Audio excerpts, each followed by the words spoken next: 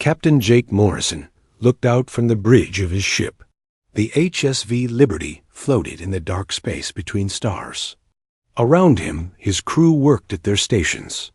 They had been traveling for 3 months, exploring new parts of the galaxy that no human had ever seen before. Jake was proud of his ship. The Liberty was not pretty like the alien vessels they had seen in pictures. It was built from many different parts. Some pieces came from old Earth ships. Other parts were taken from alien technology that humans had found or traded for.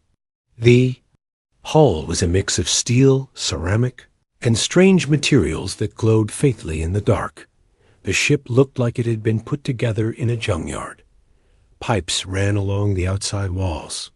Wires hung in bundles between sections. The armor plating was different colors and shapes, welded together wherever it would fit. To most people, it looked ugly and broken, but Jake knew better. Every piece had been chosen for a reason. Chief Engineer Kate Sullivan was in the engine room, as always. She loved the Liberty more than anyone else on the ship. Kate had helped build it from the ground up. She knew every bolt, every wire, every system. When other people called the ship ugly, Kate would just smile. She knew what the Liberty could really do. Danny Walsh worked beside Kate in the engine room. He was young and new to space travel, but he learned fast. Danny watched Kate work with the ship's power core. It was unlike anything he had seen in training. The core used technology from at least 5 different alien races, all connected by human engineering. Why do we use so many different systems?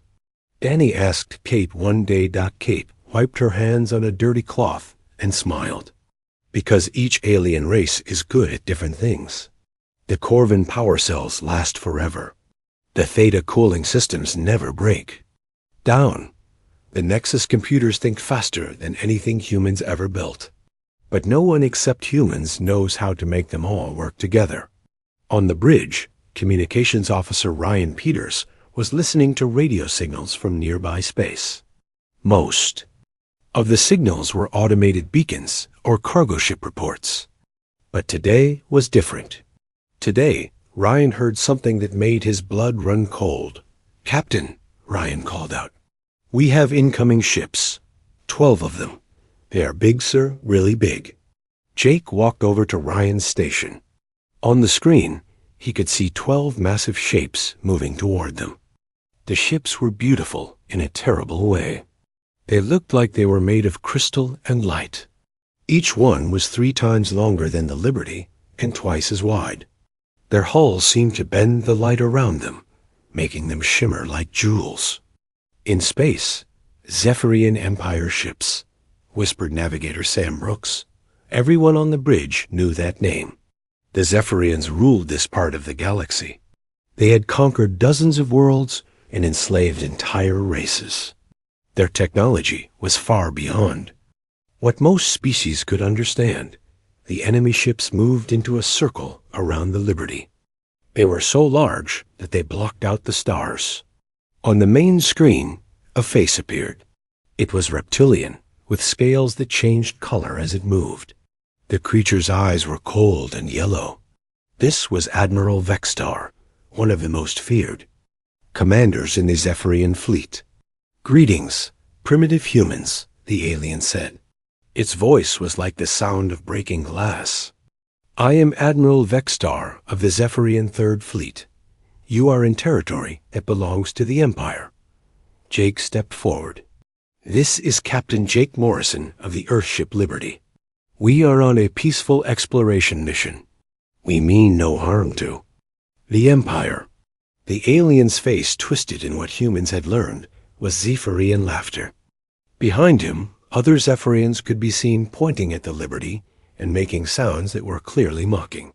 "Look at this thing they call a ship," Admiral Vextar said to his crew. "It is built from scrap metal and alien garbage." "Do they really think this floating junk pile can travel between the stars?" More laughter came from the alien bridge. One of the Zephyrian officers spoke up. "Admiral, should we put it out of its misery?" It looks like it might fall apart on its own. Vextar held up a clawed hand. No. This is too amusing. Humans, do you see these ships around you? Each one carries enough firepower to destroy a moon. The smallest weapon on my flagship could vaporize your entire vessel in seconds. We have shields that can stop any attack. We have faster than light. Engines that make your crude rockets look like toys. Jake kept his face calm, but inside he was angry. The crew around him were the best humans he had ever served with. The Liberty might look rough, but it had carried them safely across thousands of light years. It deserved more respect than this. Your ship, Vextar continued, looks like children built it from spare parts. The hull is different colors. The weapons are mounted wherever you could find space. Even your engines smoke like they are about to explode. How does such a primitive race dare to enter civilized space? In the engine room, Kate heard every word through the ship's communication system. She looked at Danny, who was staring at the speakers with his mouth open. Kate, Danny said quietly, maybe we should just do what they want. Those ships could destroy us easily. Kate shook her head. Danny, you still don't understand. They are looking at the outside of our ship. They see the old parts and the mismatched colors, but they don't know what we really built here. On the bridge, Tactical Officer Nicole Grant was running quiet scans of the enemy ships. Her instruments showed that the Zephyrian vessels were indeed powerful. Their shields were strong, their weapons were advanced, and their armor was thick. But Nicole had been studying alien ship designs for years. She knew that every ship had weaknesses. Captain, Nicole whispered to Jake, their ships are connected by a network. If we could get into their computers, double quotes Jake nodded slightly. He understood. The Liberty might look like junk, but it carried secrets that no alien race knew about. Dr. Lisa Carter had spent 2 years building systems that no one would expect to find on a human ship. Admiral Vextar was still talking. Humans, I will give you one chance to surrender. Power down your weapons and prepare to be boarded. Your ship and crew will serve the Empire. Refuse, and we will destroy you and use your wreckage as target practice. The alien leaned back in his command chair. You have one of your hours to decide. Use the time to say goodbye to your primitive little lives. When the time is up, you will either be slaves or dust. The choice is yours. The transmission ended. The bridge of the Liberty was quiet except for the soft hum of the engines and the beeping of instruments. Around them, 12 massive alien warships waited like hunters around a trapped animal. But Jake Morrison was not afraid. He looked at his crew and saw determination in their eyes. The aliens had made one critical mistake. They had looked at the Liberty and seen only what they expected to see. They saw a weak ship built by a primitive race. They never thought to look deeper. Kate, Jake said into his communicator, how long until the Phoenix systems are ready? Kate's voice came back, steady and confident. Give me 30 minutes, Captain. Then we will show these lizards what humans can really do. The countdown clock on the Liberty's bridge showed 20 minutes remaining. Captain Jake Morrison gathered his senior officers around the central table. The holographic display showed the 12 Zephyrian ships in perfect formation around them. Each alien vessel looked like a deadly work of art, their crystal hulls reflecting the light of distant stars. All right, people, Jake said quietly. It's time they learn what we really brought out here. Lieutenant Commander Ryan Peters had been busy during the wait. His fingers moved quickly across his console as he worked to break into the Zephyrian communication network. The aliens thought their encryption was unbreakable, but they had never faced human hackers before. Sir, I'm picking up their internal chatter, Ryan reported. They're placing bets on how long we'll last. Most think we'll surrender in the next few minutes. A few think we'll try to run and get destroyed in seconds. What about Admiral Vextar? Jake asked. He's telling his crew to prepare the capture pods. He wants to take prisoners for questioning. He's curious about how such a primitive race managed to build a ship that actually works. Chief Engineer Kate Sullivan's voice came through the ship's communication system from the engine room. Captain, Project Phoenix is warming up.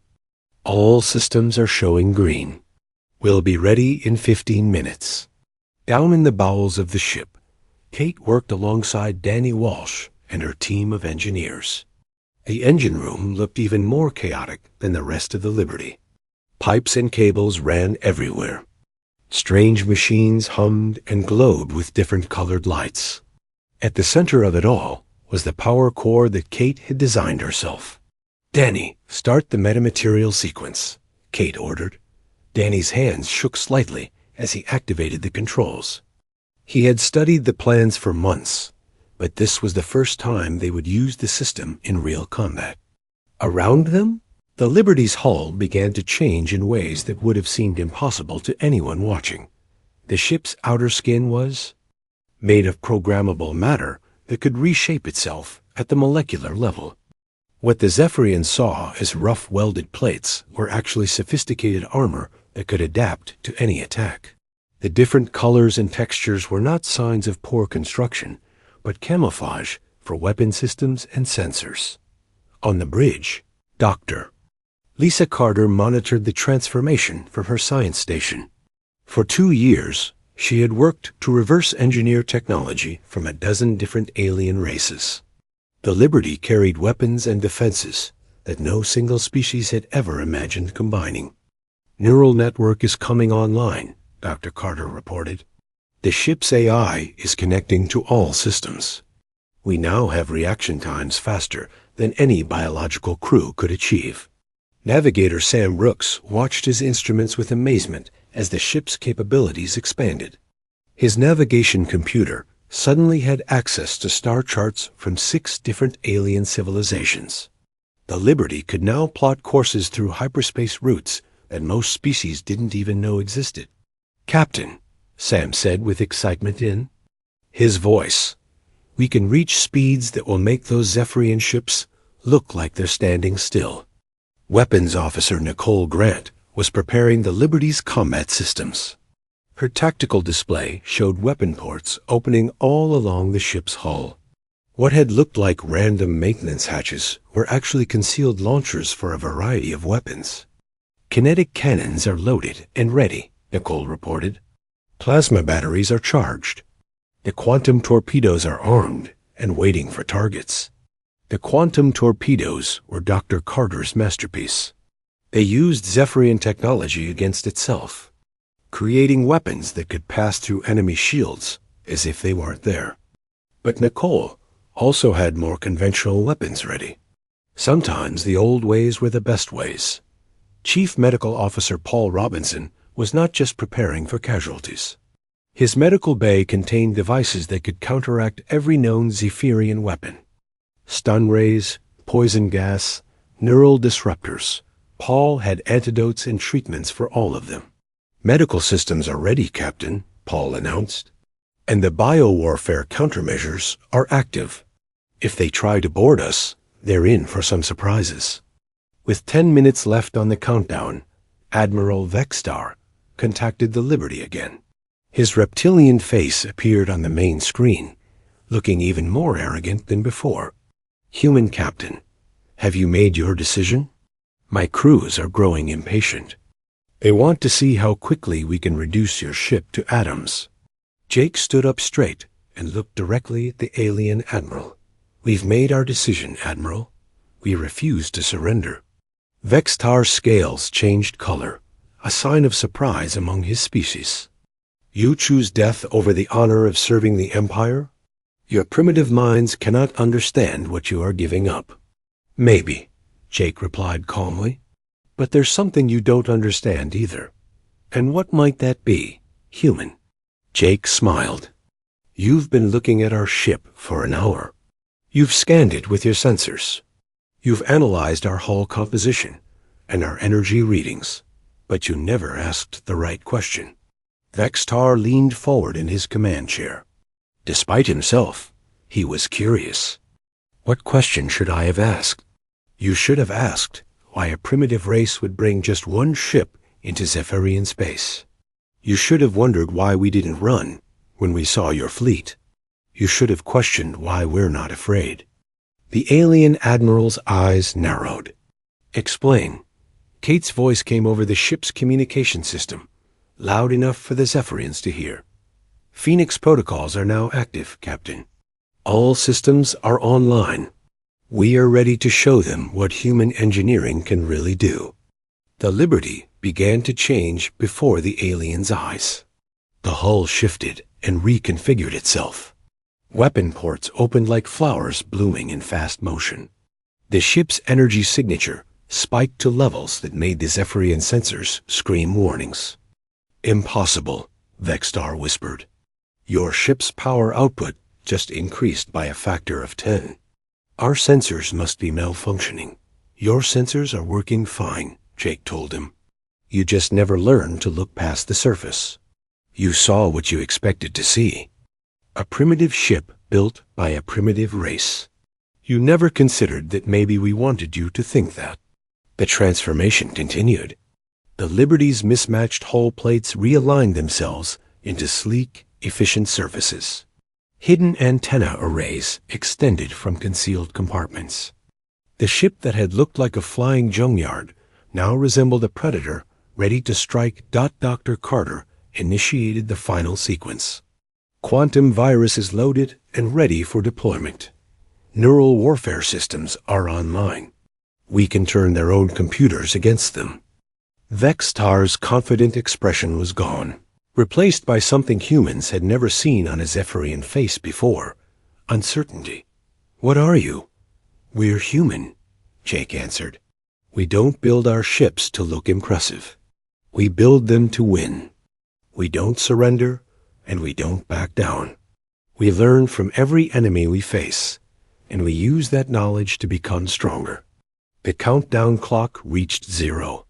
Around the Liberty, the 12 Zephyrian ships powered up their weapons, preparing to destroy what they still thought was an inferior foe. Their crystal hulls glowed with deadly energy as charge built up in their main cannons. But aboard the Liberty, the crew was ready. They had spent years preparing for this moment. Every system had been tested. Every weapon had been calibrated. Every crew member knew their job. All stations report ready for combat, Nicole announced. Jake Morrison took one last look at the alien ships surrounding them. In a few seconds, the battle would begin. The Zephyrians expected an easy victory against a primitive human vessel. Instead, they were about to learn why humanity had earned its place among the stars. Fire when ready, Jake ordered. The real fight was about to begin. The first shot came from Admiral Vextar's flagship. A beam of pure antimatter energy lanced across space toward the Liberty. The weapon carried enough power to vaporize a small moon.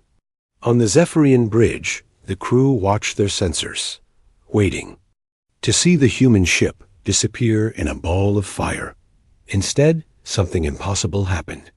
The Liberty's hull absorbed the deadly energy like a sponge soaking up water. The beam struck the ship's adaptive armor and simply vanished. Where the energy went, the Zephyrians could not tell. Their instruments showed readings that made no sense. What happened to our shot? Demanded one of Vextar's officers. Before the Admiral could answer, the Liberty fired back. But this was not the primitive kinetic weapon the aliens expected. The human ship launched a barrage of quantum torpedoes that phased through the Zephyrian shields as if they were not there. The torpedoes struck the flagship's hull and exploded with devastating force. The crystalline armor that had protected Zephyrian ships for centuries cracked and shattered. Atmosphere vented from dozens of holes as the alien crew scrambled to seal the breaches. Return fire. All ships return fire. Vextar screamed. The remaining 11 Zephyrian dreadnoughts opened up with everything they had. Energy beams, plasma cannons, and particle weapons filled space with deadly light. Any normal ship would have been destroyed instantly. But the Liberty was far from normal. Chief Engineer Kate Sullivan watched her instruments as the ship's defensive systems came alive. The adaptive armor shifted and changed with each impact, spreading the energy across the entire hull. The metamaterial's skin absorbed. Some attacks reflected others and converted still more into power for the ship's own weapons. Hull integrity holding at 98%, Kate reported to the bridge. The armor is actually getting stronger with each hit. It's learning from their attack patterns. Captain Jake Morrison stood calmly in the center of the bridge as explosions lit up the space around them. His crew worked with smooth efficiency, each person focused on their task. This was what they had trained for. "Nicole, take out the ship on our starboard side." Jake ordered. Weapons. Officer Nicole Grant had already locked onto her target. The Zephyrian ship was massive and beautiful, but Nicole could see its weaknesses. Her targeting computer had analyzed the alien design and found the vulnerable points that their own builders had missed. "Firing kinetic penetrators," Nicole announced. The Liberty's main guns spoke with thunder that could be felt through the ship's hull. Solid projectiles accelerated to near-light speed while magnetic fields struck the Zephyrian dreadnought's weakest. Armor sections. The alien ship's shields tried to stop the attack, but the projectiles carried too much momentum. Metal screamed as the kinetic rounds punched through the crystalline hull. The Zephyrian ship's reactor containment failed, and the vessel vanished in a brilliant explosion that lit up space for thousands of kilometers. "One down, 11 to go," Jake said quietly. Navigator Sam Brooks was busy plotting the Liberty's course through the enemy formation. The human ship moved like a dancer, weaving between energy beams and missile salvos. The Zephyrians were used to fighting enemies who stood still and traded shots. They had never faced anything like this, taking us through the center of their formation, Sam reported. "Maximum burn on the engines." The Liberty accelerated straight toward the heart of the Zephyrian fleet. To the aliens, it looked like a suicide run. But Jake knew better. Sometimes the best defense was a good offense.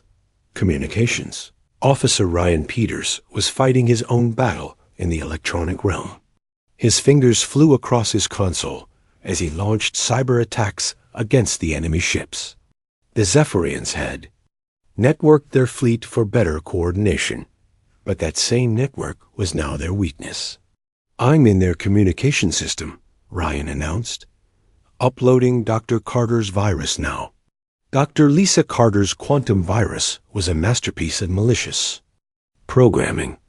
It used the aliens' own technology against them, turning their computers into weapons. The virus spread through the Zephyrian network like wildfire, infecting system after system.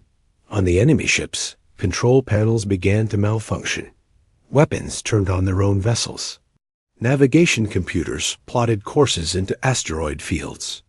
Life support systems shut down randomly. The virus was designed to create chaos, and it succeeded beyond even Dr. Carter's expectations. "Their formation is breaking apart," Nicole observed.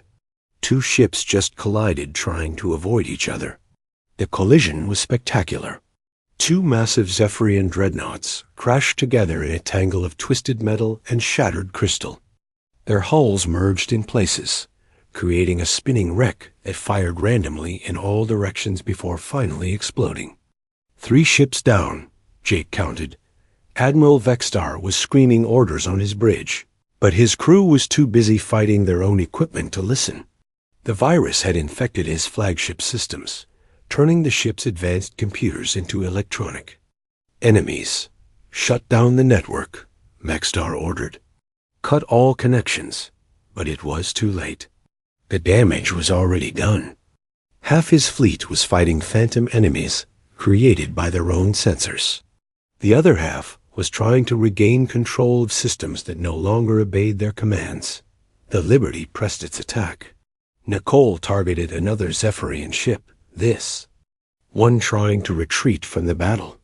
Her plasma cannons charged up and fired in sequence, sending balls of superheated gas across space.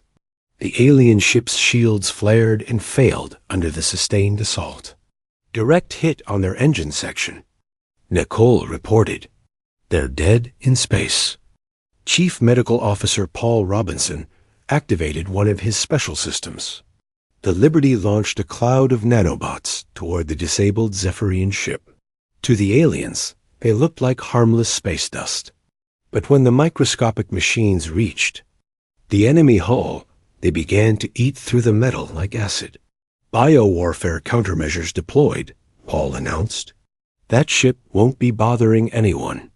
The nanobots consumed the Zephyrian vessel from the inside out, leaving nothing but empty space where a mighty dreadnought had been moments before. Kate pushed the Liberty's engines harder, giving the ship speed and agility that defied physics. The human vessel danced between the remaining alien ships, always moving, always striking, never staying in one place long enough to be targeted effectively. "Engine output at 120%, Kate reported. "We can maintain this for another 10 minutes before we need to cool down." "Make it count," Jake replied. The Liberty's next target was trying to ram them. The Zephyrian captain had lost his weapons and decided to use his ship as a weapon. The massive alien vessel accelerated toward the smaller human ship, its crystalline ram preparing to slice the Liberty in half. But Sam Brooks had anticipated this move. At the last second, he rolled the Liberty to starboard and fired the maneuvering thrusters. The human ship slipped past the Zephyrian ram by mere meters, close enough that the crews could see each other through the VIEWPORTS dot as they passed. Nicole fired the Liberty's close-range weapons directly into the alien ship's bridge. The Zephyrian command center vanished in a ball of plasma, taking Admiral Vexstar second in command with it. The ramming ship, now without guidance, spun out of control and crashed into one of its own allies. Both vessels were destroyed in the collision, their debris spreading across space like deadly confetti. 6 ships down, Jake announced. 6 to go. The remaining Zephyrian vessels were in full retreat, but the Liberty was faster. One by one, the human ship hunted them down. Nicole's weapons found their marks with deadly precision. Kate's engines gave them the speed to catch any fleeing enemy. Sam's navigation kept them out of harm's way. The battle that the Zephyrians had expected to win in minutes was turning into a massacre.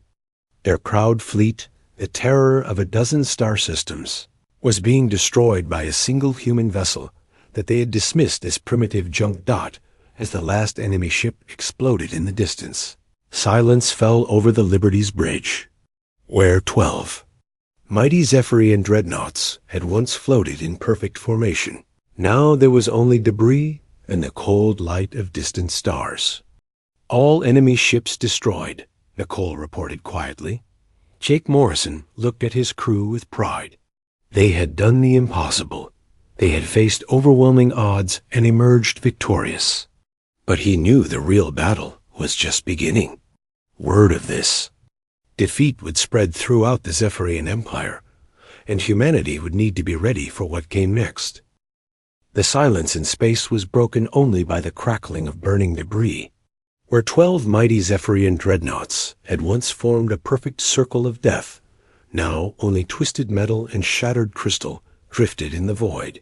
The Liberty floated alone among the wreckage, its hull scarred but intact. Captain Jake Morrison stood on his bridge, watching the debris field on the main screen. His crew worked quietly at their stations, running damage reports and checking systems. They had won a victory that would be remembered across the galaxy, but Jake knew this was only the beginning. "Sensors are picking up one survivor," reported Navigator Sam Brooks. "It's Admiral Vexstar's flagship. The ship is badly damaged, but still has life support." The Zephyrian flagship limped through space like a wounded animal. Half its crystal hull was gone.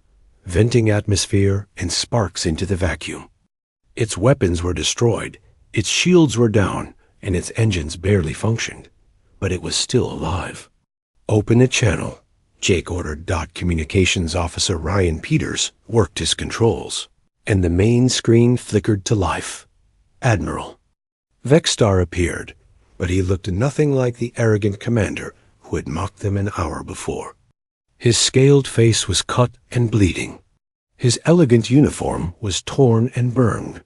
Behind him, his bridge was a ruin of broken equipment and fallen debris. "Human," Vexstar said, his voice barely a whisper. "What have you done?" "My fleet, my entire fleet." "Your fleet attacked us," Jake replied calmly. "We defended ourselves. Your ships are destroyed because you chose to fight instead of talk." Vexstar stared at the camera with eyes full of shock and disbelief. "This is impossible. No single ship has ever defeated a Zephyrian battle group. We have ruled this sector for 300 years. Our technology is superior to every race we have encountered." "Your technology is impressive," Jake agreed. "But you made one critical mistake. You thought technology alone would win the battle. You forgot about the people using that technology." Chief Engineer Kate Sullivan joined Jake on the bridge. Her coveralls were stained with oil and coolant, but she was smiling. "Captain, the adaptive systems have finished analyzing the Zephyrian technology. We've learned a lot from this fight." Behind them, Dr. Lisa Carter was busy cataloging the data they had gathered. Every shot fired, every system used, every tactical move had been recorded and studied. The Liberty's computers were already designing improvements based on what they had learned. "Admiral," Jake continued, "you have a choice. You can die here with your ship, or you can live to carry a message back to your empire." Vexstar's clawed hands gripped the arms of his command chair. "What message?" "Tell them that humanity is not primitive. Tell them that we do not surrender. Tell them that any fleet that threatens human ships will end up like yours, scattered across space as a warning to others." The alien admiral looked around his ruined bridge. His surviving crew members stared at him with fear in their eyes. They had been the elite of the Zephyrian Navy, the best warriors in the Empire. Now they were beaten refugees, clinging to a dying ship. "The Empire will not believe this," Vexstar said finally. "They will say you had help. They will claim you used some trick or deception." "Let them think what they want," Jake replied. "But make sure they understand one thing. This was not luck. This was not a trick. This was humanity showing the galaxy what we can do when we put our minds to it." Weapons Officer Nicole Grant was studying the tactical data from the battle. The Liberty had fired over 200 shots and scored hits with nearly all of them. The human crew had outfought, outmaneuvered, and outhought their alien opponents at every turn. "Sir," Nicole said quietly, "the other Zephyrian fleets in this sector will have detected the energy signatures from our battle. They'll know something happened here." Jake nodded. "Good. Let them come investigate. Let them see what happened to Admiral Vexstar's invincible fleet. Word will spread faster that way."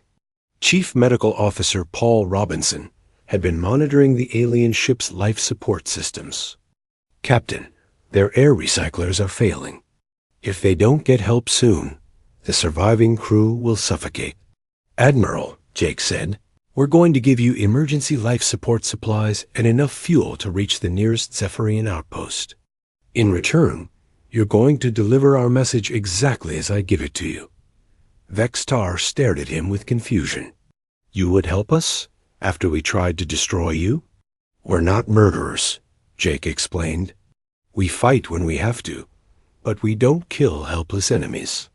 Besides, dead messengers can't deliver messages." The Liberty moved closer to the damaged flagship. Kate and her engineering team prepared emergency supplies, while Paul gathered medical equipment for the wounded aliens. It took 2 hours to transfer. Everything the Zephyrians would need to survive their journey home.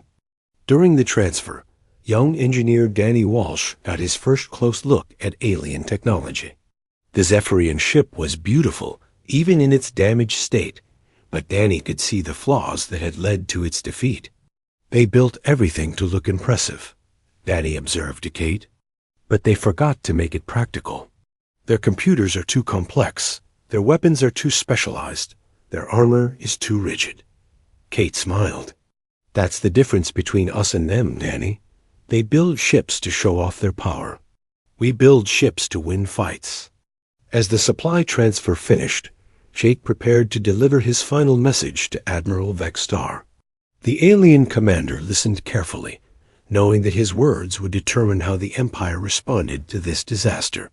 Tell your Emperor this, Jake began. Humanity claims no territory in Zephyrian space. We seek only peaceful exploration and trade. But if any Imperial fleet attacks human ships, they will suffer the same fate as yours. We will not start wars, but we will finish them. And tell him this as well, Jake continued. The Liberty is just one ship. Earth has many others like it, and some are even more advanced.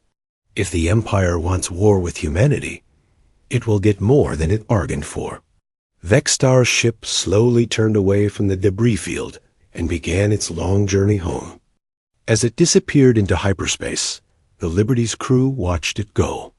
They knew that their actions today would change the balance of power in this part of the galaxy. What now, Captain?